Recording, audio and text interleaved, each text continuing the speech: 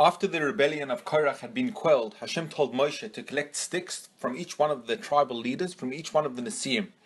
Each leader was instructed to write the name of his tribe on his stick and place it overnight in the Mishkan together with Aaron's stick. Miraculously, in the morning when each went to collect his stick, they found that whereas each one of theirs had remained a dry stick, Aaron's had blossomed and had produced almonds. This was just another way of proving to the nation that Aaron's appointment as Kohen Gadol had been divinely ordained. This was not the first time that the stick of Aaron had outshone the sticks of many others.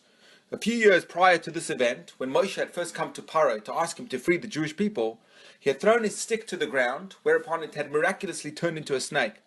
The magicians of Egypt had proceeded to do the same thing with their own sticks, but the superiority of Aaron's stick was demonstrated when it consumed their sticks.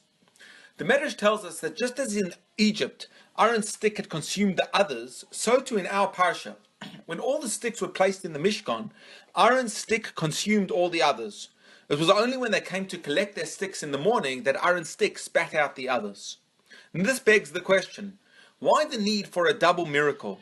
When the people saw that Aaron's stick had blossomed, while theirs had remained dry, this was sufficient proof that Aaron had been chosen by Hashem.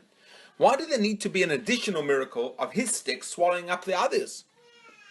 The commentators explain that the Mishkan was such a holy place that it would have been impossible for anyone, or anything for that matter, to enter and remain the same.